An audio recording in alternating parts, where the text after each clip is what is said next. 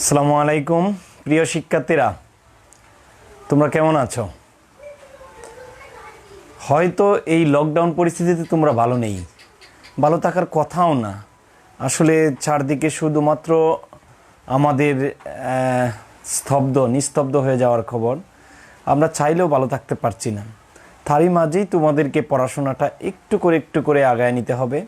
তার সহযোগিতার জন্যই আজকে আবার তোমাদের মাঝে আমি হাজির হয়েছি।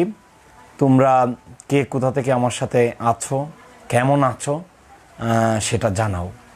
আর আমার সাথে এই রসায়ন দ্বিতীয় পত্রের পরিমাণগত রসায়ন ষষ্ঠ ক্লাসে তোমাদেরকে আমি স্বাগতম জানাচ্ছি। এই ক্লাসে তোমরা সংযুক্ত থাকো, বেশি সংযুক্ত থাকো, বেশি করে সংযুক্ত রাখো, আর নিজেকে পড়াশোনায় ব্যস্ত রাখো। তাহলেই মন মানসিকতা ভালো থাকবে, পড়াশোনার গতি আসবে। আমরা করোনাকে জয় করতে পারবো। আসলে যুদ্ধ করে জয় করা সম্ভব কিনা জানি না, এটা অদৃশ্য শক্তি, সেটাকে মনের জোর দিয়েই জয় করতে হবে। তো আসো আমরা গত দিনের বিষয়গুলো নিয়ে একটু আলোচনা করি। গত দিনের বিষয়গুলো থেকেই পরবর্তীতে আজকের একটু অঙ্ক নিয়ে আলোচনা করব। যেহেতু গাণিতিক সমস্যাই বেশি আজকের আলোচনায়, আমি চাইবো তোমরা আমার সাথে অংশগ্রহণ করো, মানে যত দ্রুত উত্তরগুলো কমেন্ট করে তোমরা আমাকে জানাও। এটাই একটা অংশগ্রহণের বড় বলতে পারো যে উপায়। আর একটু আমি তোমাদেরকে গত দিনের পড়াটা বলি। তার চেয়ে প্রথম দিনের পড়াটা আমি একটা বিষয় বলেছিলাম তোমাদেরকে, সেটা হচ্ছে মূল সংখ্যা জানা থাকলে এই অধ্যায়ের পড়াশোনাটা বা রাসায়নিক গণনা সম্পর্কিত পড়াশোনাটা খুব সহজ হয়ে যাবে। সেটা আসলে কিসের উপর নির্ভর করতেছে? মূল সংখ্যার উপর। তাই আমি এখানে দুইটা থিওরি তোমাদেরকে লিখে নিলাম। আজকে আমাদের বিষয় হচ্ছে অম্লকার ট্রাইট্রেশন সম্পর্কিত গাণিতিক আলোচনা, অর্থাৎ অনুমাপন সম্পর্কিত গাণিতিক আলোচনা। কিন্তু আমরা আগের সূত্রগুলো একটু জানবো। যেমন আগের সূত্রগুলো, যেমন মূল সংখ্যা ছিল W/M, N/NA, B/STB/22.4 লিটার, তারপর B/SATP যখন 24.789 লিটার, PB/RT, আবার S/B, অর্থাৎ আয়তনের সাথে ঘনমাত্রার গুণ করলে মূল সংখ্যা পাওয়া যায়। আবার স্টয়কিওমেট্রির ধারণা থেকে আমরা জানি যে কোনো মূল সংখ্যাকে তার অনুপাত দ্বারা, তার সামনের অনুপাত দ্বারা ভাগ করলে যে মান পাওয়া যায় সবসময় সমান হয়। তাহলে আমরা এই অঙ্কগুলা কিন্তু গত দিন আমি আয়তনের তুলনার মাধ্যমে তোমাদেরকে দেখাইছিলাম, একটা প্রসেসের মাধ্যমে দুই একটা অঙ্ক একটু দেখাইছিলাম। তো আজকে যেটা করব, এইগুলা সবগুলাকে স্টয়কিওমেট্রির ধারণা থেকে বোঝানোর চেষ্টা করব। তাহলে প্রবলেম হচ্ছে কি,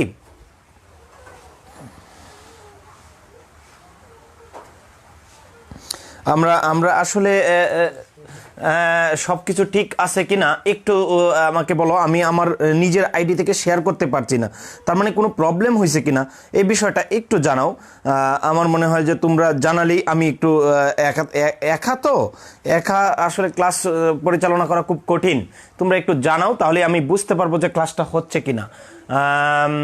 ফ্রম AUC ডিসেকশন, হ্যাঁ ঠিক আছে, ধন্যবাদ। আসলে একটু জানাও তো এই মুহূর্তে। হ্যাঁ সব ঠিক আছে স্যার, এক শান্তি পেলাম যে আসলে বোঝা যাচ্ছে যে তাহলে ঠিক আছে। তো ঠিক যেহেতু আছে, এখন তাহলে আমরা ক্লাসটা শুরু করি। তো আসো, আমরা ওই গত দিন একটা সমীকরণ পড়ছিলাম, তোমাদের ধারণা আছে মনে হয় SA into VA, SA into VA divided by SB into VB equal to A/B। অম্লকার ট্রাইট্রেশনের সূত্রটা ছিল এরকম। তো আমার প্রশ্ন হলো, এই সূত্রটা এরকম কিভাবে হলো সেটা কিন্তু আমরা গত দিন দেখার সুযোগ পাই নাই বা সময় পায় নাই। তো আমরা জানি কিন্তু অম্লকার রসায়নের বিক্রিয়াটা কিন্তু আমরা জানি যে অ্যাসিড আর ক্ষার বিক্রিয়া করে লবণ এবং পানি তৈরি করে। তো ধরলাম A মোল অ্যাসিড B মোল ক্ষার নিজেদের মধ্যে যুক্ত হয়ে কি উৎপন্ন করে? লবণ এবং পানি তৈরি করে, লবণ প্লাস পানি। তাহলে এই সমীকরণটা কিভাবে আসলো, এটা আরেকবার যদি একটু দেখি। আমরা স্টয়কিওমেট্রির ধারণাটা আমাদের মনে আছে কিনা, যে N অফ মূল সংখ্যা অফ অ্যাসিডের মূল সংখ্যা ডিভাইডেড বাই এটা সামনের অনুর সংখ্যা A ইকুয়াল টু কত হবে এন অফ কত বেস, বেস মানে ক্ষার, ডিভাইডেড বাই কত হবে এর অনুসংখ্যা কত বি। তাহলে মূল সংখ্যা আবার N equal to S B. কেন? এস ইকুয়াল টু যে এন বাই ভি, একক আয়তনে দ্রবীভূত পদার্থের মোল সংখ্যাকে কি বলা হয়? ঘনমাত্রা বলা হয়। তাহলে একটু লক্ষ্য করো যে এখানে যে বিষয়টা, তাহলে এখানে যদি আমরা অ্যাসিডের মোল সংখ্যা বের করি তাহলে অ্যাসিডের ঘনমাত্রা এবং অ্যাসিডের আয়তন গুণ করতে হবে, divided by A equal to এখানে হবে কত এস বেস মানে ক্ষার এর আয়তন ইন্টু ক্ষারের ঘনমাত্রা, ডিভাইডেড বাই বি। তাহলে এখান থেকে আমরা কি বের করতে পারি? S A into V A divided by S V into কত V B equal to A by B. তাহলে এইভাবেই কিন্তু আমরা আসলে ওই অম্ল ক্ষার টাইট্রেশন সম্পর্কিত গাণিতিক সমস্যাগুলা আলোচনা করতে পারবো। তাহলে এই যে সমীকরণের মূলনীতিটা বা অম্ল ক্ষার টাইট্রেশনের মূলনীতিটা কিভাবে এটা হয়েছিল সেটা আমরা এই স্টয়কিওমেট্রির ধারণা থেকে শেয়ার করে নিলাম। এখন আসো দেখি আরও একটা বিষয়। অনেকেই তোমরা কোয়েশ্চেন করছিলা, স্যার এত বড় বড় অঙ্কগুলা নৈবিত্তিকে কিভাবে আমরা করব। হ্যাঁ, নৈবিত্তিকে কম সময়ের মধ্যে কিভাবে আমরা এই বিষয়গুলো মিলাবো। তাহলে একটা বিষয় মনে থাকবে, সেটা হচ্ছে তুমি যদি মূল থিমটা না জানো শর্টকাট করলেও সেটা ভুলে যাবা। তাহলে আমি আগে মূল থিমটা জানাই, আজকে তোমাদেরকে শেষের দিকে কিছুটা নৈবিত্তিকে কিভাবে শর্টকাটে এইগুলো আনসার করা যাবে সেইগুলো নিয়ে আমরা আলোচনা করব। আর আমি নৈবিত্তিকের ব্যাপারে তোমাদের পরবর্তীতেও আলোচনা করা যাবে। হ্যাঁ, একটা ক্লাসেই হয়তো দিয়ে দিব যে নৈবিত্তিকের উপর আলোচনা, তাহলে আমাদের সহজ হবে বিষয়গুলা। একটু লক্ষ্য করো, আমরা এইখান থেকে কিছু অঙ্ক আলোচনা করি, এর মধ্যেই আমরা কিছু নতুন নতুন নিয়ম পাবো বা নতুন নতুন নিয়ম আলোচনা চলে আসবে, সেগুলো আমরা করে ফেলবো। একটু বন্ধুরা দেখা যাচ্ছে কিনা একটু দেখো। একটু প্রথম সমস্যাটা, এখানে 30 ml 0.2 মোলার সালফিউরিক অ্যাসিড, আর এখানে 70 ml 0.1 মোলার সোডিয়াম হাইড্রোক্সাইড, এই দুইটার মিশ্রণের প্রকৃতি নির্ণয় করো, ঘনমাত্রা নির্ণয় করো এবং পিএইচ নির্ণয় করো। তিনটা বিষয় এখানে চাইতে পারে। তাহলে এই ক্ষেত্রে আমরা কিন্তু অঙ্কটা করে ফেলছিলাম গতদিন, কিন্তু গতদিন আমি বলছিলাম যে আয়তনের তুলনা করে অঙ্কটা করতে, কিন্তু এছাড়াও আরো অনেক পদ্ধতি আছে। আমাদের অনেকেই বিভ্রান্ত হবে, অনেকেই অনেকভাবে অঙ্কটা করে যে স্যার আপনি সবগুলা নিয়মই একটু প্র্যাকটিস করানোর চেষ্টা করেন। হ্যাঁ, যদিও প্যাচ লাগবে কিন্তু সবগুলোর মধ্যে আসলে একই তিন। আমার মনে হয় প্যাচ লাগার কোনো কারণ নাই, তোমরা একটু চাইলেই পারবা। তো আমরা এবার আয়তন দিয়ে করবো, এবার মূল সংখ্যার অনুপাত দিয়ে ধরবো। তাহলে একটু লক্ষ্য করো, এখানে আমরা একটা বিষয় সম্পর্কে আমরা গতদিন ল্যাবরেটরি আলোচনা করি নাই, এটার ক্ষারকত্ব কত, এখানে সালফিউরিক অ্যাসিডের ক্ষারকত্ব কত, আর এই ক্ষারটার সোডিয়াম হাইড্রোক্সাইডের অম্লত্ব কত। তার মানে ক্ষারকের অম্লত্ব এবং অ্যাসিডের ক্ষারকত্ব জানাটা জরুরি। তো আমরা একটু সহজেই জানি যে অ্যাসিড সমূহ যে কোনো ধাতুর সাথে হাইড্রোজেন প্রতিস্থাপন করতে পারে। তার মানে একটা অ্যাসিড যে কয়টা হাইড্রোজেনকে প্রতিস্থাপিত করতে পারে ধাতুর সাথে বিক্রিয়ার সময়, সেটাকে তার ক্ষারকত্ব বলে। ধরো হাইড্রোক্লোরিক অ্যাসিড, অনেকেই আমাকে মেসেঞ্জারে প্রশ্ন করছিল, স্যার অম্লত্ব ক্ষারকত্ব বিষয়টা বুঝি না, দ্বিঅম্লীয় ক্ষার, এক অম্লীয় অ্যাসিড, এইগুলো এককারীয় অ্যাসিড বুঝি না এগুলা। তাহলে একটু লক্ষ্য করো তো, এখানে যদি আমরা চিন্তা করি যে এখানে হাইড্রোজেন কয়টা আছে, একটা, তাহলে হাইড্রোজেন যেহেতু একটা, তাহলে এটার ক্ষারকত্ব হচ্ছে 1। তাহলে এটার ক্ষারকত্ব 1, কারণ কি এটা কি করতে পারে, এটা একটা এইচ প্লাসকে কি করতে পারে, প্রতিস্থাপন বা সাবস্টিটিউশন করতে পারে এই ধাতুর সাথে বিক্রিয়ায়। তো আমরা যদি এরকম বলি যে COOH অক্সালিক অ্যাসিড, এটার ক্ষারকত্ব কত, এটার ক্ষারকত্ব হবে 2। কেন? এটা থেকে দুইটা হাইড্রোজেনকে কি করতে পারে, প্রতিস্থাপিত করতে পারে। যদি আমরা খনিজ অ্যাসিডগুলো দেখি, সালফিউরিক অ্যাসিড, এটার ক্ষারকত্ব কত, 2। তারপরে যদি আমরা দেখি ফসফরিক অ্যাসিড, এটার ক্ষারকত্ব কত, এটার ক্ষারকত্ব কিন্তু 3। তার মানে কোনো একটা পদার্থের ক্ষারকত্ব, অম্লত্ব বা তুল্য হাইড্রোজেনের অনুপাত বা হাইড্রোজেনের সংখ্যা আমরা এইভাবেই জানতে পারি। আবার ক্ষারের অম্লত্ব কিভাবে জানবো? ক্ষারের অম্লত্ব জানার জন্য কতটা OH আয়ন প্রতিস্থাপন হতে পারে, দিতে পারে, তার উপর নির্ভর করবে। যেমন সোডিয়াম হাইড্রোক্সাইডের অম্লত্ব, সোডিয়াম হাইড্রোক্সাইডের অম্লত্ব কত, সোডিয়াম হাইড্রোক্সাইডের অম্লত্ব হচ্ছে 1। কারণ কি, সোডিয়াম হাইড্রোক্সাইডের মধ্যে OH মূলক একটা আছে, এই জন্য সে তার অম্লত্ব 1, তাহলে ক্যালসিয়াম হাইড্রোক্সাইডের অম্লত্ব কত 2, কারণ এটার মধ্যে OH আছে 2টা। এরকম অন্য পদার্থও হইতে পারে, যেমন সোডিয়াম কার্বনেট, এটার ক্ষারকত্ব কত, সরি এটার অম্লত্ব কত।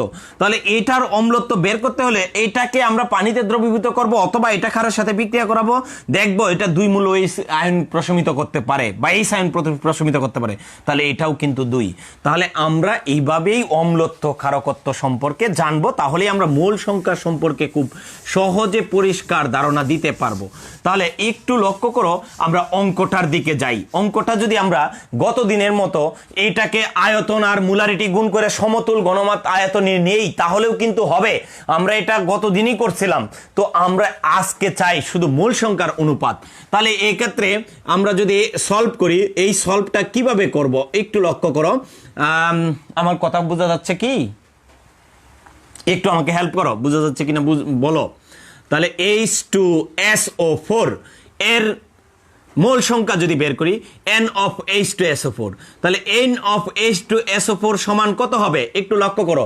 N of H2SO4 সমান হবে, আমরা জানি CS ইন্টু B, তার মানে এখানে আয়তন হলো 30 ইন্টু ঘনমাত্রা হচ্ছে 0.2, তাহলে এটা কত হয়, এত মোল হবে 3 দুগুণে 6, তাহলে 0.6 মোল না, কত হয় একটু মিলাই নেও, তাহলে কত হয় মনে হয় 6 মোল। তারপরে একটু লক্ষ্য করো, এখানে যদি এরকম হয় N অফ আমরা সোডিয়াম হাইড্রোক্সাইড বের করি, সোডিয়াম হাইড্রোক্সাইডের মূল সংখ্যা বের করি। আমরা কিন্তু গত দিনের মতো করতে পারতাম, একটু সহজ করার জন্য এরকম করতেছি।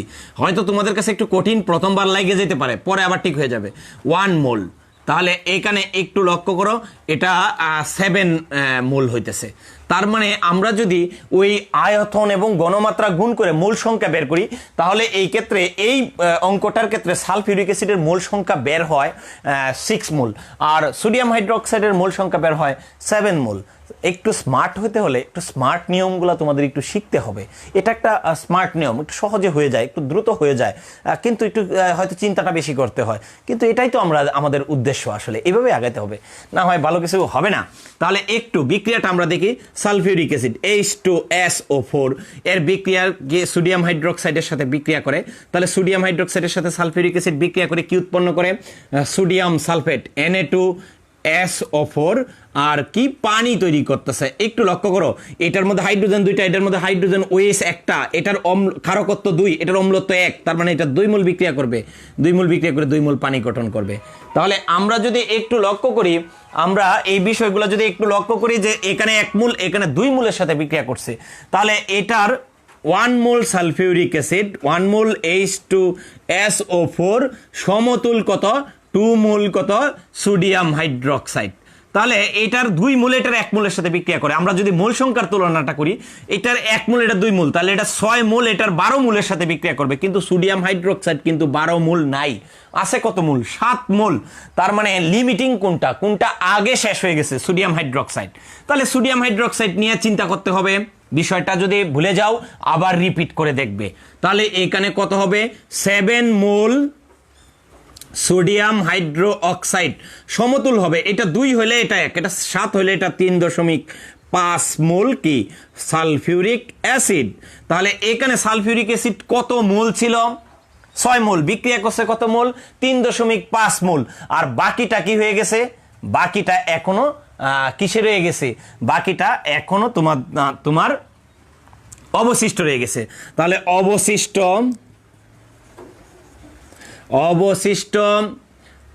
H2SO4 সমান হলে 6 মাইনাস 3.5 মোল, তাহলে এখানে কত হয় 2.5 মোল। তাহলে এই 2.5 মোলটা হচ্ছে অবশিষ্ট সালফিউরিক অ্যাসিডের পরিমাণ।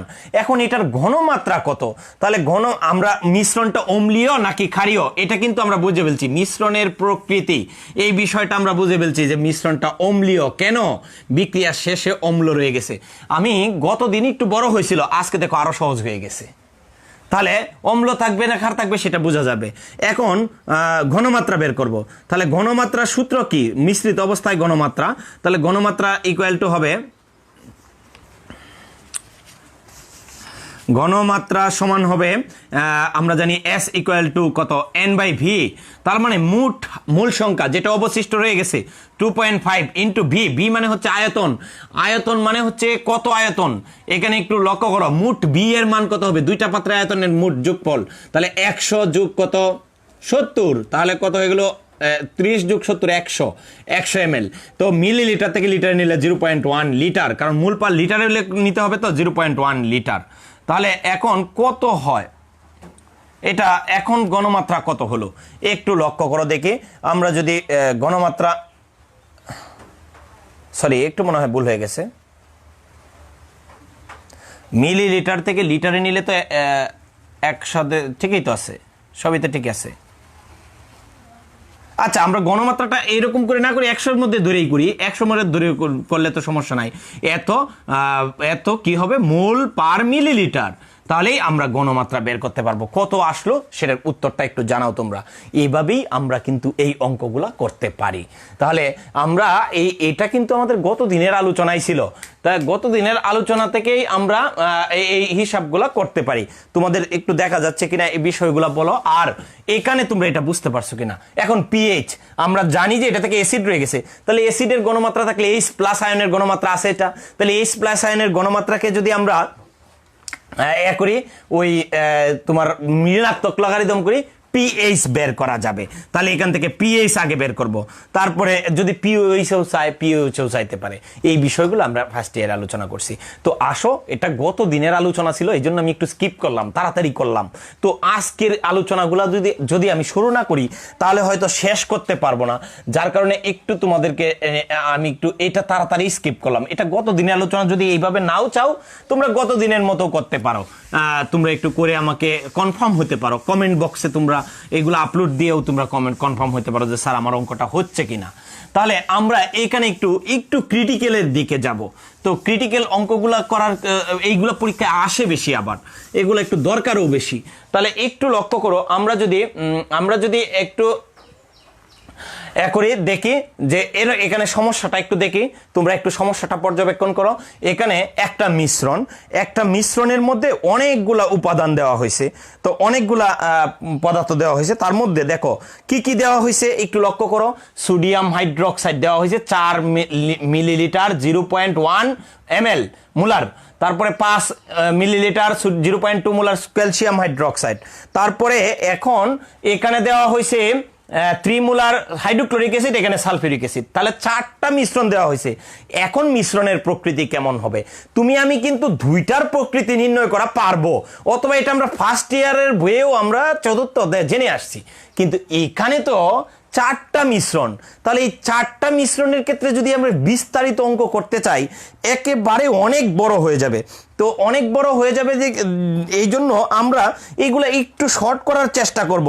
তাহলে শর্টটা করব কিভাবে?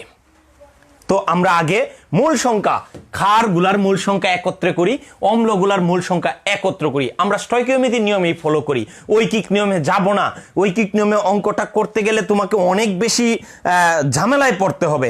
তো সেই ঝামেলাটা যেন না পড়ো, সেটার জন্য আমরা একটু করব। একটু দেখি তোমাদের মধ্যে অনেকেই জয়েন করে ফেলছো, সব ঠিক আছে। আসসালামু আলাইকুম স্যার। ওয়ালাইকুম আসসালাম। আসলে আমরা জয়েন করতেছি, এটাই আমার আসলে ভালো লাগা। তোমরা একটু উত্তরগুলোও জানাবা প্লিজ, উত্তরগুলো জানালে আমি আরো খুশি হব। আমি জানো যে প্রথমবার উত্তর না দিতে পারলেও আমি এই সাথে সাথে কথার ফাঁকে উত্তর দিতে গেলে তোমাদের সময় নষ্ট হয়, এই জন্য আমি পরে হলেও কিন্তু দেখি কে কোন উত্তরটা দিয়ে সঠিক হয়েছে কিনা, আমি একটু দেখার চেষ্টা করি। আমি কথা দিলাম সবসময় এই চেষ্টাটা থাকবে, তোমরা একটু কমেন্ট করে জানাও উত্তরগুলা। তো একটু অংশগ্রহণমূলক করো। তাহলে এখানে অ্যাসিড দুইটা, অ্যাসিড কি কি? হাইড্রোক্লোরিক অ্যাসিড এবং কি সালফিউরিক অ্যাসিড। তাহলে এখানে ক্ষার দুইটা, কি কি ক্ষার আছে এখানে একটু লক্ষ্য করো তো দেখি। ক্ষার আছে এখানে সোডিয়াম হাইড্রোক্সাইড এবং কি ক্যালসিয়াম হাইড্রোক্সাইড।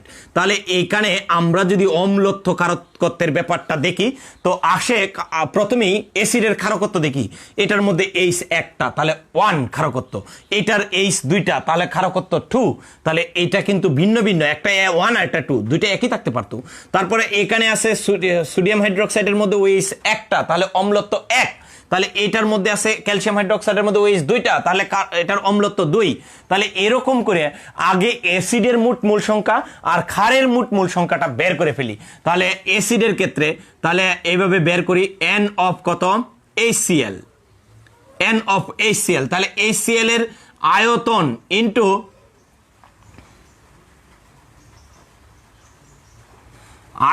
ইনটু এক্ষেত্রে এই ক্ষেত্রে আমার মনে হয় মিলিলিটারে থাকলে তোমাদের লিটারে নেওয়াটাই উচিত। তাহলে আমি প্রত্যেকটাকে মিলিলিটারে না নিয়ে একটু লিটারেই কল্পনা করলাম, তাহলে তোমাদের জন্য সুবিধা হবে।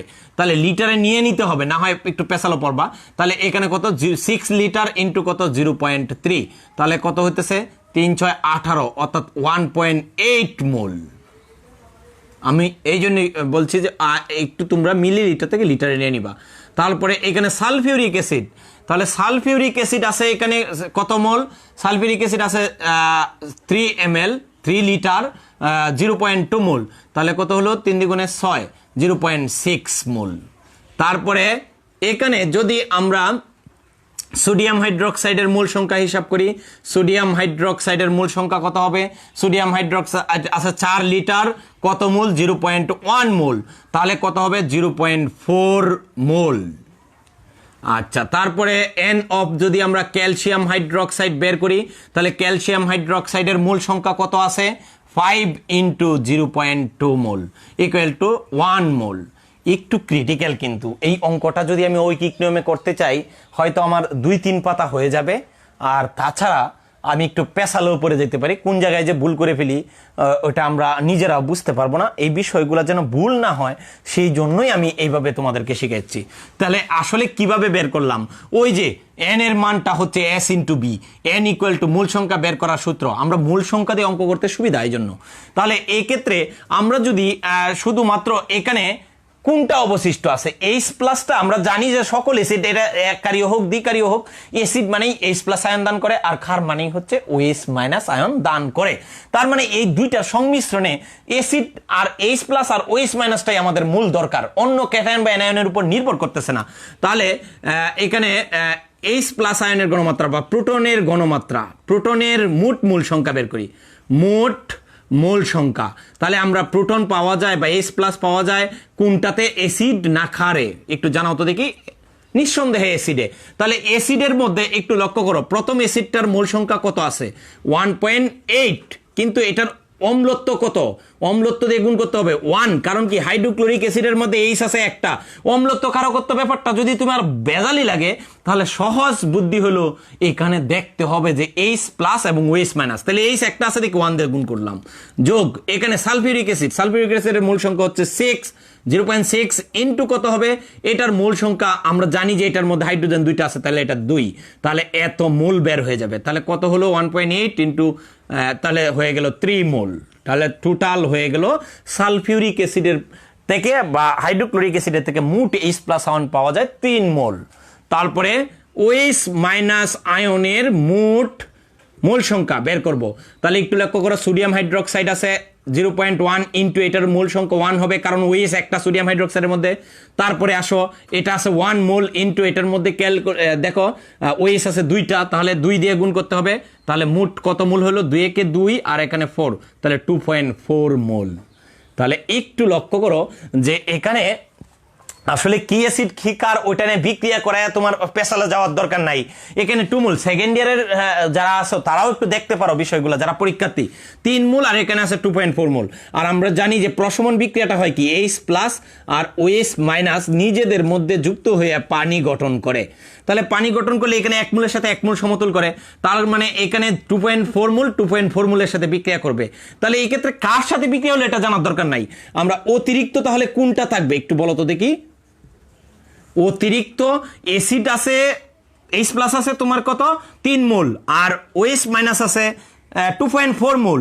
তাহলে এখানে এই H প্লাস থাকবে, H প্লাস কত থাকবে? 3 মাইনাস কত? 2.4 ইকুয়াল টু কত হলো? 0.6 মোল। তাহলে এই 0.6 মোলটা কিন্তু আমাদের ওই H প্লাস আয়নের মোল সংখ্যা। তো আমরা যেহেতু H প্লাস আছে তাহলে মিশ্রণটি অম্লীয় হবে, মিশ্রণটি অম্লীয় হবে। অম্লীয়। আমরা কিন্তু খুব সহজেই ব্যাপারটা করে ফেললাম। তাহলে আমরা মূল সংখ্যার হিসাব নিকাশ করে এই যে ঐকিক নিয়ম না করে এমনিতেই আমরা করে ফেললাম খুব সহজেই। বা আমরা ওই আয়তনের তুলনা করতে গেলেও এইগুলা কনভার্সন একটু কঠিন হয়ে যেত। এখন যদি বলতো পরের অংশটা গণমাত্রা, তাহলে গণমাত্রা বের করতে হলে আমরা জানি S = n/b। তাহলে n মানে হচ্ছে মূল সংখ্যা যেটা অবশিষ্ট আছে 0.6, আর b এর মানটা হচ্ছে সবগুলার মোট আয়তন লিটার এককে। তাহলে এটা 4 লিটার, যোগ করে ফেলি, 4 লিটার, 5 লিটার, 6 লিটার, আর একটা হচ্ছে 3 লিটার। তাহলে এখানে কত মোল পার লিটার হয় সেটা তো একটু জানাও। এত মোলার, এটাই হচ্ছে গণমাত্রা। আমিও তোমাদের সাথে একটু চেষ্টা করি। তাহলে এখানে হচ্ছে কত একটু জানো তাড়াতাড়ি, 4 প্লাস কত 5 প্লাস কত 6 প্লাস 3, এটাকে আমরা 0.6 ভাগ আনস, তাহলে এটা হচ্ছে 0.33। তো এখানে মূল সংখ্যা কত 0.033 মোলার, তাহলে 0.033 মোলার। একটু মিলিয়ে নাও তোমরা পাচ্ছো কিনা। এখন আসো আমরা আগেরটা যেহেতু স্কিপ করছি, এখন এটা স্কিপ করবো না, যাতে ওইটা দেখে ও আগেরটা মিলিয়ে ফেলতে পারো। তাহলে পিএইচ ইকুয়াল টু কত হবে, pH equal to minus log of hydrogen আয়নের গণমাত্রা। এখানে আছে কার গণমাত্রা, এসিড যেহেতু, তাহলে হাইড্রোজেন আয়নের গণমাত্রাই মাইনাস লগ অফ 0.033 মোলার। তাহলে ইকুয়াল টু এখানে কত হতেছে minus log of ans equal to হবে তোমার 1.47। তার মানে আমরা পিএইচও বের করে ফেললাম, গণমাত্রাও বের করে ফেললাম, মিশ্রণের প্রকৃতিও বের করে ফেললাম। খুব একটা কঠিন হলো না, খুব সহজে করে ফেললাম। বন্ধুরা তোমাদেরকে আমি রিকোয়েস্ট করব, একবারে যদি তোমার ব্যাপারটা না বুঝতে পারো, নাই বুঝতে পারো, খুবই স্বাভাবিক যে এরকম অঙ্ক তো তোমরা আর হাজার হাজার বার করছো না। তাহলে হঠাৎ করে তুমি যদি ভুলে যাও, তোমাকে যেটা করতে হবে সেটা হলো এটাকে তুমি কিন্তু এখন আমি আর রিপিট করবো না, তুমি একবার পিছনে যাও, একবার পিছনে গিয়ে আরেকটু দেখে ফেলো, 2 বার দেখে ফেললে ইনশাল্লাহ এটা থেকে আর কোনো প্রবলেম থাকার কোনো পসিবিলিটি নাই। তো আমরা এই অঙ্কগুলা এইভাবেই করতে পারি, এই বিষয়গুলা একটু করতে পারি, আমরা দেখি এই বিষয়গুলা আরো ভালোভাবে আমরা বুঝতে পারি কিনা। এখন এই যে আমি একটু করলাম এই অঙ্কটা, এটাও তোমাদের কাছে কারো কারো কাছে একটু ইলাবোরেটই মনে হবে। নৈবিত্তিকের মধ্যে এটা আরো শর্ট করে করা যেতে পারে, সেটা কিভাবে করব আমরা, তাহলে সেটাও তো আমার জানতে হবে যে এটা নৈবিত্তিকে স্যার এত বড় অঙ্কটা কিভাবে করব। এই ক্ষেত্রে আসলে এটা শিখাইলে তো একটা প্রবলেমও আছে। প্রবলেমটা হলো তোমরা শর্টকাট মনে করে শুধুমাত্র পরে ওইটাই করবা, তো ওইটার ক্ষেত্রে আবার অনেকের কাছে অনেক দ্বিধা আছে যে ওই শর্টকাট নিয়মটা তোমাদের অবশ্য শর্টকাট হিসেবে যদি কেউ না নেও তাহলে কোনো প্রবলেম নাই। ধরে নিলাম তুমি শর্টকাট হিসেবে নিবা না, তুমি বুঝে বুঝেই করতেছো, এরকম ভাবে নিবা। তাহলে এই ক্ষেত্রে আসলে অম্লীয় হবে না ক্ষারীয় হবে, এটাকে আমরা যদি ধরে নেই যে মূল সংখ্যাটা n বের করব, তা মানে মিশ্রণের মূল সংখ্যা n বের করব। মিশ্রণের n না একবারে গণমাত্রায় বের করি, মিশ্রণের গণমাত্রা আমরা সরাসরি একবারে মিশ্রণের গণমাত্রা বের করে ফেলতে পারবো। তাহলে মিশ্রণের গণমাত্রা ধরলাম S ইকুয়াল টু কি হবে, সামেশন অফ যতগুলা অ্যাসিড থাকবে, হ্যাঁ যতগুলা অ্যাসিড থাকবে সবগুলা অ্যাসিডের মোল সংখ্যা ইনটু তার তুল্য সংখ্যা। তুল্য সংখ্যা বলতে গেলে আমরা কি বুঝাইতেছি, ওই যে H প্লাস এবং OH মাইনাস, এই H প্লাসের সংখ্যা মাইনাস করব সামেশন অফ বেস মানে কি ক্ষার, তাহলে এটা কি মূল সংখ্যা এবং তুল্য সংখ্যা ডিভাইডেড বাই টোটাল আয়তন, এইটার টোটাল আয়তনটা দিব, তাহলেই কিন্তু আমরা সরাসরি অঙ্কটা করে ফেলতে পারি। একটু লক্ষ্য করো এখানে এরকম হতো, তো এখানে কয়টা অ্যাসিড আসেন, 2টা অ্যাসিড আসেন, তাহলে অ্যাসিডগুলোর যদি আগে গুণ করি কিভাবে হবে, অ্যাসিড যেমন হাইড্রোক্লোরিক অ্যাসিডের মূল সংখ্যা ছিল কত, মূল সংখ্যা কিভাবে বের করব, ওই যে 0.3 ইন্টু এটার আয়তন কত 6, আর এটা হাইড্রোক্লোরিক অ্যাসিড, তাহলে হাইড্রোক্লোরিক অ্যাসিডের তুল্য সংখ্যা কত 1, কারণ H একটা, তারপরে প্লাস সালফিউরিক অ্যাসিড আছে, তাহলে সালফিউরিক অ্যাসিড থাকলে সালফিউরিক অ্যাসিডের মোলার ঘনমাত্রা আছে 0.2 ইন্টু কত, এটার আয়তন হলো 3 ইন্টু এটার মধ্যে আছে 2টা হাইড্রোজেন আছে 2টা, এর জন্য তুল্য সংখ্যা 2। তাহলে এইটুক বের করলাম অ্যাসিডের মোল সংখ্যা এবং তুল্য সংখ্যার গুণফলের যোগফল, মাইনাস এখানে যদি এরকম করি এটা তোমরা হয়তো কঠিন লাগবে, কিন্তু ব্যাপারটা আয়ত্ত করতে করতে এমন একটা পর্যায়ে যাবে যে এটা কোনো ব্যাপারই মনে হবে না। তাহলে এরকম একটু লক্ষ্য করো যে এরকম যদি আমরা ক্ষারেরটা করি, তাহলে এখানে আছে 0.1 ইন্টু 4 ml সোডিয়াম হাইড্রোক্সাইডের একটা ওইস আছে, তাহলে 1 দিলাম তুল্য সংখ্যাটা, প্লাস এখানে আমরা কি করব 5 ইন্টু 0.2 ইন্টু 2 দিব, কেন এটার মধ্যে ওইস 2টা, আর এখানে টোটাল আয়তন কত হবে 4 প্লাস 5 প্লাস 6 প্লাস 3, দেখো ক্যালকুলেশন করলে সেই তোমার আগেরটাই হইতেছে, অর্থাৎ 0.0333 মোলার হচ্ছে। একটু লক্ষ্য করো, দেখো আমরা এতক্ষণ যা পেশাল পারলাম এটা সবটা একবারে করে ফেললাম, এটা একেবারেই করা যায়। আমার আরো কিছু শর্ট টেকনিক হয়তো আছে, এগুলা শেয়ার করলে তোমরা মূল টেকনিকগুলো ভুলে যাবা। আগে কি করতে হবে আমাদের, আগে আমরা বড়টা দেখাই কেন, আগে করতে হবে আমাকে কি, যে আমাকে আগে আয়ত্ত করতে হবে যে আসলে এক্সাক্ট তোমার কি নিয়মে অঙ্কটা করতে হয় বা কতগুলা নিয়ম আছে, এগুলা কিভাবে আমরা জানতে পারবো। ওই বিষয়গুলো যদি তোমার জানা থাকে, শর্টকাট, আসলে শর্টকাট বলতে তো কোনো কিছু নাই, সেটা হলো কি তোমার নিয়মটাকে একটু সহজ করে দেওয়া, তাহলে সহজ করে দেওয়া এটা। আচ্ছা একটু লক্ষ্য করো, এখানে প্লাস আসছে দেখে আমি বুঝতে পারছি যে দ্রবণটা অ্যাসিডীয়, যদি মাইনাস আসতো তাহলে বুঝতাম ক্ষারীয়, কারণ মাইনাস মানে হচ্ছে এই যে বেসের মূল সংখ্যা মাইনাস করছি আমরা। তো এই বিষয়টা তুমি যদি কেউ এই সূত্রটাকে এইটাকে সামনে ব্যবহার করে, এটা পিছনে ব্যবহার করো, তাহলে হবে না, এরকম কোনো নিয়ম না, হবে অবশ্যই। তবে এই ক্ষেত্রে তুমি যেটাকে সামনে ব্যবহার করবা সেই ধনাত্মক চিহ্ন আসলে সেটাকে চিন্তা করতে হবে মিশ্রণটা তেমন, যেমন এটা প্লাস আসছে আমরা বুঝতে পারছি যে মিশ্রণটা অম্লীয়, আর যদি মাইনাস আসতো তাহলে বুঝতাম যে মিশ্রণটা ক্ষারীয়। তাহলে একবারে দেখো মিশ্রণের প্রকৃতি, গণমাত্রা সবকিছু একেবারে 2 লাইনে করে ফেলানো যায়, আবার ঐকিক নেমেতে 4 পাতাও করা যায়, আবার স্টয়কিওমেট্রিতে 1 পাতাতেও তুমি করতে পারো। এটা তোমার ইচ্ছা, তুমি কোনটাকে গ্রহণ করবা। আসলে বৈধতা আছে সবগুলারই, তবে বৈধতা থাকলেও আমার মনে হয় যে আমরা একটু বিস্তারিত লেখে করাটা 4 নাম্বারের জন্য প্রশ্নে এগুলা বেশি আসে, তাহলে একটু লিখে করাটাই আমি মনে করি যে একটু বেশি যুক্তিযুক্ত। কারণ তোমার খাতায় তোমার কিন্তু ওরিয়েন্টেশন, আমি তোমাকে বুঝবো না যে তুমি কতটা ভালো স্টুডেন্ট, আমার কাছে তোমার বোর্ডের খাতা আসলো, সেটা আসলে তোমাকে ওরিয়েন্টেশন দিবে তোমার খাতা। তার মানে খাতার মধ্যে যদি উপস্থাপনা ভালো না হয় তাহলে কিন্তু সবই ঠিকঠাক। এখন এই পর্যন্ত তোমরা যা করলাম, আমরা একটু কমেন্টগুলো দেখতে চাইতেছি, তোমরা একটু, জি স্যার আমরা দুইটাই জানতে চাই, হ্যাঁ থ্যাংক ইউ তুষার, তোমরা দুইটাই জানতে চাও, এটা ভালো যে জানতে চাওয়াটা অনেক ভালো। আমরা আরো কারো কমেন্ট, তোমাদের কমেন্টগুলা দেখা যাচ্ছে কিনা, আসলে আমার পড়াশোনাটা একটু জটিল হয়ে যাচ্ছে কিনা। ক্লাস হলে কিন্তু আমাকে এগুলা জিজ্ঞেস করতে হতো না, আমি তোমাদেরকে দিয়ে এই কাজটা করাতাম, তাহলে আর কোনো প্রবলেম থাকতো না। আসলে আমরা যারা আছি আর একটু দেখি। এখন একটা মিশ্রণ দেখো, একটু 3 নম্বর সমস্যাটা আমরা একটু দেখতে চাই। 3 নম্বর সমস্যাটাতে এরকম 30 ml 0.1 মোলার সোডিয়াম হাইড্রোক্সাইড আর একটা 60 ml 0.2 মোলার ক্যালসিয়াম হাইড্রোক্সাইড, এই দুইটা ক্ষারীয় পদার্থ দিছি কি একটা অ্যাসিড দ্রবণে। অ্যাসিড দ্রবণটার আয়তন কত আছে 50 ml। অ্যাসিড দ্রবণটার কিন্তু ঘনমাত্রা দেখো জানা নাই, তাহলে ঘনমাত্রা জানা নাই, তাহলে অ্যাসিড দ্রবণটার ঘনমাত্রা জানা নাই, তাহলে অ্যাসিড দ্রবণটা, এই দুইটা অ্যাসিড দ্রবণটাকে প্রশমিত করতে 2টা ক্ষার দ্রবণের প্রয়োজন হচ্ছে। এখন এই অ্যাসিড দ্রবণটার ঘনমাত্রা কত, তাহলে এটা কিভাবে করবা? এই ক্ষেত্রে একটা সহজ বুদ্ধি হলো, তুমি ওইভাবে করতে পারো, ওই স্টয়কিওমেট্রির ধারণাতেই করবো আমরা অঙ্কটা, কিন্তু এখানে যে পদার্থটা ডাবল থাকবে, অম্লীয় পদার্থও ডাবল থাকতে পারে, ক্ষারীয় পদার্থও ডাবল থাকতে পারে, যে পদার্থটা ডাবল থাকবে সেটার যে কোনো একটাতে কনভার্ট করে নেওয়াটা বেশি সুবিধাজনক, না হয় তোমাদের একটু পেস লেগে যেতে পারে। তাহলে একটু লক্ষ্য করো, এখানে আমরা ক্ষার দ্রবণ 2টা, তাহলে যেটার মধ্যে ওএইচ কম, যখন অ্যাসিড থাকবো যেটার মধ্যে এইচ কম সেটাকে গুরুত্ব দিব। তাহলে এখানে ক্ষার দ্রবণ 2টি মিশ্রিত অবস্থায়, আমি একটু এলাবোরেট করে এই কাজটা করতে চাইতেছি। ক্ষার দ্রবণ 2টি, পরে শর্ট করেও আমি দেখাই দিব না, 2টি মিশ্রিত অবস্থায়।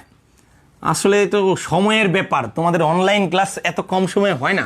ক্ষার দ্রবণ 2টি মিশ্রিত অবস্থায় আমরা যদি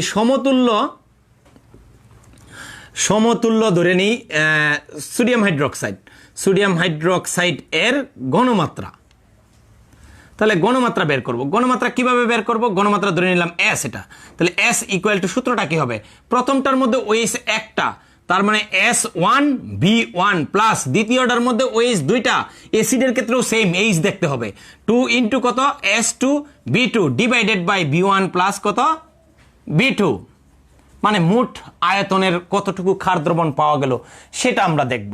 তাহলে একটু লক্ষ্য করো এখানে মানটা কত হয় তোমরা একটু জানাও। তাহলে এখানে 30 ইন্টু 0.1 প্লাস 2 ইন্টু কত 60 ইন্টু 0.2 ডিভাইডেড বাই কত 30 যোগ কত 60, এটা ক্যালকুলেশন করলে হবে। স্যার এই ক্ষেত্রে কি মিলিলিটার রাখা যাবে? হ্যাঁ রাখা যাবে, কারণ উপরেও দেখো মিলিলিটার, নিচেও মিলিলিটার, আসলে এগুলা লিটার আর মিলিলিটারের মধ্যে কোনো পার্থক্য হবে না এই ক্ষেত্রে। ঠিক আছে, একটু উত্তরটা জানাও প্লিজ, আমি পরবর্তী অংশে যাব। তাহলে আমি কিন্তু দুইটা ক্ষার দ্রবণকে কি করেছি, একেবারে অ্যাসিড দ্রবণে রূপান্তর করে ফেলছি। তাহলে অ্যাসিড দ্রবণে রূপান্তর করে ফেললে আমরা এখন দেখো বিক্রিয়াটা দেখি। তাহলে কার সাথে বিক্রিয়াটা দেখবো, সালফিউরিক অ্যাসিডের বিক্রিয়াটা এখন কার সাথে তুলনা করব, যে ক্ষার দ্রবণটাতে রূপান্তর করছি বা যে অ্যাসিডটাতে রূপান্তর করবো সেটা। তাহলে সোডিয়াম হাইড্রোক্সাইডের সাথে বিক্রিয়া। তাহলে আমরা বিক্রিয়া অবশ্যই জানি যে সোডিয়াম সালফেট Na2SO4 আর পানি তৈরি করতেছে। তাহলে এই ক্ষেত্রে এটার দুই মূল বিক্রিয়া করতেছে, দুই মূল পানি তৈরি করতেছে। তাহলে এখানে যদি স্টয়কিওমেট্রির নিয়মটা দেই, N অফ কত sulphuric acid H2SO4 divided by হবে কত 1, কারণ এটার সামনে 1 আছে, আর এটা হবে কত N অফ কত সোডিয়াম হাইড্রোক্সাইড ডিভাইডেড বাই কত হবে 2। তার মানে এখানে মূল সংখ্যা আবার আমরা জানি S ইন্টু B, তার মানে সালফিউরিক অ্যাসিডের আয়তন কত আছে 50 ইন্টু এটার ঘনমাত্রা আমরা জানি না, ধরে নিলাম SA বের করব আমরা। তারপরে এখানে ডিভাইডেড বাই 1 ইকুয়াল টু এখানে সোডিয়াম হাইড্রোক্সাইডের আয়তন আমরা জানি যে সোডিয়াম হাইড্রোক্সাইডের আয়তন কত হয়েছে 30 আর 60 দুইটা মিলে কত 90 ইন্টু এটার ঘনমাত্রা কত হবে এখান থেকে বের করছো কিনা একটু জানাও। আমি কমেন্টে একটু দেখে নিচ্ছি তোমাদের সুবিধার জন্য যে ওখানে মানটা কত হচ্ছিল 0.3। হ্যাঁ গুড, আমি তোমাদের আনসার কিন্তু নিলাম, আমি কিন্তু করলাম না, কারণ আমার করতে গেলে সময় নষ্ট হয় শুধু। তাহলে 0.3 ধরে নিলাম, এটা তোমাদের আনসার, অন্য কিছু হইতে পারে। তাহলে 0.3 ডিভাইডেড বাই 2। তাহলে এখান থেকে কি S এর মান বের করতে পারবা কিনা? অবশ্যই পারবা। S এর মান কিভাবে বের করবা? ওই যে আমরা সহজভাবে 90 গুণ 0.3 2 ইন্টু 100 2 ইন্টু 50। তাহলে দেখো এই অটোমেটিক্যালি তোমরা গণমাত্রা বের করে ফেলতেছো। এই অঙ্কগুলা তুমি তোমার উদাহরণ দেখলেও দেখবা যে একটু ঝামেলায় পড়ে যেতে পারো, যে কি না জানি কত ঝামেলার মতো করে অঙ্কগুলা করছে। কিন্তু এগুলা যদি তুমি অঙ্কের ডাকটাকে এরকম উদ্দীপক আকারে সাজায় তুমি অঙ্কটা করতে পারো, খুবই ইজিলি অঙ্কটা করা যায়। হ্যাঁ, এটাকে চিন্তা করা যাবে যে আমি কনফিডেন্স রাখতে হবে যে আমি যা বুঝি তা অ্যাপ্লিকেশন করতে পারবো, এইরকম একটা ধারণা থেকেই কিন্তু আমরা করতে পারি। একটু উত্তরটা জানাও প্লিজ, আমি একটু গল্প করলাম তোমাদের উত্তর দেখার জন্য। আসলে 0.27 গুড, এই তো শিহাব উত্তর দিছো, তারপরে তুষার, হ্যাঁ তোমরা আসো, এটা আমাদের ভালো লাগা। জান্নাতুল ফেরদৌস, অনেক শুভকামনা তোমাদের জন্য। এই ক্রান্তিকালেও তোমরা যে পড়াশোনাটাকে ধরে রাখতেছো, এটা কিন্তু ফলাফল অবশ্যই তোমাদেরকে দেওয়া হবে, তাহলে বা পাবা তোমরা এটা 0.27 মোলার। দেখো আমরা কিন্তু মিশ্রণটার ঘনমাত্রা বের করে ফেলছি। তাহলে এই যে বিষয়গুলা খুব বেশি কঠিন হবে না যদি তোমার এই খুব সহজেই আয়ত্ত করতে পারো। তাহলে এরকম আমরা এই টাইপের অঙ্কগুলা একটু দেখতে পারি। তো আসো আরো কয়েকটা প্যাটার্ন আমরা দেখতে পারি। আমরা তোমাদের যদি এই অঙ্কগুলো করতে গিয়ে বইটা খুলে দেখতে হবে, অবশ্যই বই ছাড়া তো ভালো কিছু হবে না। তো এই বই খুলে যে সকল সমস্যা তোমাদের মনে হবে যে আমরা পারতেছি না, নির্দ্বিধায় ময়মনসিংহ অনলাইন স্কুলের পেজেও তোমরা কমেন্টে ছবি তুলে পাঠাইতে পারো, কিংবা আমার কলেজ এগ্রিকালচারাল ইউনিভার্সিটি কলেজ পেজেও কিন্তু তোমরা দিতে পারো। আমি যে কোনো মুহূর্তে তোমাদের এগুলা সলভ দিব ইনশাল্লাহ, যদি সবকিছু পরিবেশ ঠিক থাকে অবশ্যই তোমরা সলভ পাবা। এখন আসো আরেকটা অঙ্ক নিয়ে আমরা একটু আলোচনা করার চেষ্টা করি। তো এরকম আমরা আরেকটা অঙ্ক একটু দেখি, তোমাদের কি আসলে আমাদের এই আয়োজন কেমন সার্থক হচ্ছে সেটাও একটু জানাও, কতটা বুঝতে পারছো। অঙ্কগুলা কিন্তু খুব মজার, আমি সরাসরি পড়াইতে পারলে হয়তো অনেক মজাই হতো, কিন্তু এখানে অনলাইনে একটা বড় সমস্যা হচ্ছে তোমার মুখ দেখা যায় না, আই কন্ট্যাক্ট হয় না, এটা শুধুমাত্র অডিও ভিজুয়াল হয়ে যাচ্ছে। আমাদের 16টা থিমের মধ্যে মাত্র 2টা থিম কাজে লাগছে, আর বাকি 14টা থিমই কিন্তু আমরা আসলে ব্যবহার করতে পারছি না। তোমরা একটু মনোযোগ দাও, তাহলে পারবা ইনশাল্লাহ। একটু লক্ষ্য করো, এখানে আমরা একটা টুকরা নিলাম, ম্যাগনেসিয়াম ধাতুর টুকরা। সেখানে ম্যাগনেসিয়ামটাকে আমরা হাইড্রোক্লোরিক অ্যাসিডে দিলাম। তো হাইড্রোক্লোরিক অ্যাসিডের পরিমাণ হচ্ছে কত, 30 ml 0.3 মোলার হাইড্রোক্লোরিক অ্যাসিডকে প্রশমিত করে। আর এই ম্যাগনেসিয়াম টুকরাটার একটা ভর দেওয়া আছে, ভরটা কত, 0.5 গ্রাম। এখন এই ম্যাগনেসিয়াম টুকরাটা সমস্তটাই প্রশমিত হয়ে যায়। এখন প্রশ্ন হলো, ম্যাগনেসিয়াম টুকরাটার কত পার্সেন্ট বিশুদ্ধ, মানে কত, এই 0.5 গ্রামের মধ্যে কত গ্রাম ম্যাগনেসিয়াম আছে সেটা বের করতে পারলেই আমাদের অঙ্কটা হয়ে যাবে। তো আসো এই লক্ষ্যে যাই। তো এই ক্ষেত্রে আর অন্য যদি একটা কঠিন থাকে আর একটা যদি তরল থাকে বা লিকুইড থাকে, তাহলে কিন্তু খুব সহজেই করা যায়। এই ঐকিক নিয়মেও করতে পারো তুমি, কিন্তু তোমাকে আমি ঐকিক নিয়মে যাবো না, আমি ওই সহজ পদ্ধতিই করাবো, তবে অবশ্যই অনুমোদিত, টেনশন করার কিছু নাই। তাহলে এরকম আগে বিক্রিয়া দেখি, সংগঠিত বিক্রিয়া। তাহলে এখানে ম্যাগনেসিয়ামের সাথে বিক্রিয়া করতেছে কে, হাইড্রোক্লোরিক অ্যাসিড। তাহলে আমরা জানি ধাতু কি অ্যাসিডের হাইড্রোজেনকে প্রতিস্থাপিত করে। তাহলে ধাতু অ্যাসিডের হাইড্রোজেনকে প্রতিস্থাপিত করলে কি হয়, ম্যাগনেসিয়াম ক্লোরাইড আর কি হাইড্রোজেন বিমুক্ত হয়। তাহলে এই ক্ষেত্রে হাইড্রোজেন দুইটা বিমুক্ত করতে গেলে আমাদের 2 মোল প্রয়োজন। একটু লক্ষ্য করো, এখানে যদি আমরা 1 মোল দেই, এখানে দেই 2 মোল, তার মানে এখানে যদি স্টয়কিওমিতির ধারণাটা আমরা ব্যবহার করি, স্টয়কিওমিতি অনুযায়ী খুব সহজ হয়ে যায়। আসলে ঐকিক নিয়ম করা লাগে না। সেকেন্ড ইয়াররা অনেকেই তোমাদের কোয়েশ্চেন করতে পারো, স্যার আমরা কিন্তু আমাদের ক্লাসে এগুলা শেখান নাই, আপনি ক্লাসে একটু ইলাবোরেট করে শিখাইছিলেন। আসলে তোমরা যেহেতু অনলাইন করতেছো, ইলাবোরেটের পাশাপাশি শর্টকাট একটু শিখাইতে হয়, এই জন্য যে তোমাদের একটু লাভটা হোক, অন্ততপক্ষে কিছুটা হলেও বেশি লাভ হোক, এই জন্য। তাহলে একটু লক্ষ্য করো, এন অফ কি, ম্যাগনেসিয়ামের মূল সংখ্যা ডিভাইডেড বাই 1 ইকুয়াল টু, এখানে এন অফ কত, হাইড্রোক্লোরিক অ্যাসিড এটা ডিভাইডেড বাই কত হবে, 2। এই ধারণাটা আমরা জানি। তাহলে এই ক্ষেত্রে আমাদের একটু লক্ষ্য করো, এটার দরকার ভর, ম্যাগনেসিয়ামের দরকার কি, ভর। আর এখানে ওই এর দরকার কি, হাইড্রোক্লোরিক অ্যাসিডের দরকার কি, হাইড্রোক্লোরিক অ্যাসিডের আছে কি দেওয়া, আয়তন এবং ঘনমাত্রা। তার মানে এটাকে আয়তন এবং ঘনমাত্রার সাপেক্ষে সাজাবো, আর এখানে এটাকে সাজাবো আমরা কি, এর সাপেক্ষে,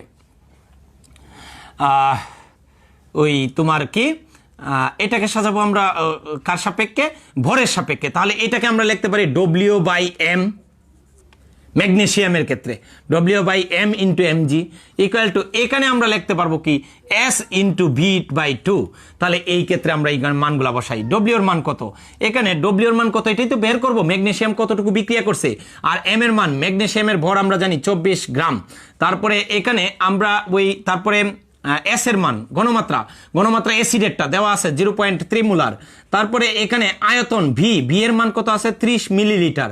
আমরা যদি আয়তন আর কোনো রাশি নাই, তা আয়তন একটা থাকলে এটাকে অবশ্যই লিটারে নিতে হবে, মিলিলিটার থেকে লিটার নিলে 1000 দিয়ে ভাগ করতেই হবে। তাহলে 30 ভাগ কত, 1000, তাহলে হয়ে যাবে লিটার। তাহলে এখানে কত হয়, 0.03 লিটার। তাহলে এখানে ক্যালকুলেশন করে আমরা ডব্লিউ এর মানটা বের করে ফেলি। এস এর মান কত, 0.3 ইন্টু ভি এর মান কত, 30 ইন্টু, তারপরে এখানে এমটা যাবে, তাহলে এম এর মান কত, 24 ডিভাইডেড বাই 2,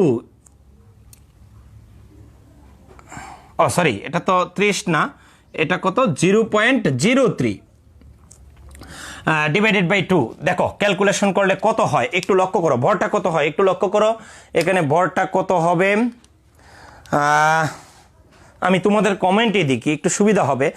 তাহলে একটু লক্ষ্য করো দেখি, এখানে 0.3 into 0.03 into 0.03 into 24, 0.3 into 0.03 into 24 ভাগ কত, 2। তাহলে এখানে হচ্ছে কত, 0.108 গ্রাম। একটু লক্ষ্য করো, আমরা কি করলাম, এখানে আমরা পরিমাণটা বের করে ফেললাম। কার পরিমাণটা বের করে ফেললাম, ম্যাগনেসিয়ামের পরিমাণ। কিন্তু ম্যাগনেসিয়ামের টুকরাটার ভর ছিল কত, 0.5 গ্রাম। তার মানে এখানে মাত্র ম্যাগনেসিয়াম প্রশমিত হয়েছে এতটুকু, তার বাকিটা ভেজাল। তাহলে বিশুদ্ধতার হার, আমরা যদি বিশুদ্ধতার হার করি কিভাবে করব, এগুলা সম্পর্কে সামনে জারণ বিজারণ অনুমাপনও আছে। আমাদের ট্রাইট্রেশনটাকে শুধুমাত্র অ্যাসিড কার ট্রাইট্রেশন ভাবলে হবে না, এটা অনেক ধরনের হয়। তাহলে বিশুদ্ধতার হার কত হবে, বিশুদ্ধতার হার উপরে হবে বিশুদ্ধটা, তার মানে 0.108 ডিভাইডেড বাই কত গ্রাম ছিল, মুটটা ছিল তোমার কত, 0.5 গ্রাম, তাহলে 0.5 ইন্টু শতকরায় বের করবো 100%, তাহলে এখানে কত পার্সেন্ট হয়, এটাই হচ্ছে তোমার বিশুদ্ধতার হার। তাহলে বিশুদ্ধতার হার নির্ণয় করা, এরকম কঠিন পদার্থ দিয়ে করা, আমরা আরও কিছু, এই অঙ্কের ক্লাসটা সম্পূর্ণ শেষ হয় নাই, আমরা আরও কিছু অঙ্ক এখানে করতে হবে, আরেকদিন লাগবে আমাকে। তোমরা একটু জানাও যে এখানে এই বিষয়গুলা হয় কিনা, তোমাদের বুঝতে পারছো কিনা। আর আমি তোমাদের চাই আগামী ক্লাসটা তোমাদের সমস্যার উপর আলোচনা করতে, এই জন্য তোমাদেরকে প্রত্যেককেই একটু করব, এই ক্লাসের কমেন্ট বক্সে তোমরা যদি ছবি তুলে কোনো সমস্যাগুলো আপলোড দাও, তাহলে আমি সেইগুলা থেকে আলোচনা করতে পারবো বেশি। তাহলে এই বিষয়টা মাথায় রেখে আমি ক্লাস নিব, আরেকদিন আরেকটা ক্লাস নিলেই আমাদের এই প্রশমন সম্পর্কিত, কঠিন পদার্থের বিশুদ্ধতা নির্ণয় সম্পর্কিত সকল আলোচনা শেষ করা যাবে। এরপরে আমরা নির্দেশক কিংবা জারণ বিজারণ শুরু করতে পারবো। তো সেই পর্যন্ত তোমরা, আমি আজকের ক্লাস, আমার টাইম শেষ, তো আমি আর বাড়াইতে পারছি না। তোমাদেরকে অসংখ্য ধন্যবাদ আমার সাথে থাকার জন্য, আর এই রসায়ন ক্লাসকে প্রাণবন্ত করার জন্য অসংখ্য ধন্যবাদ। আসসালামু আলাইকুম।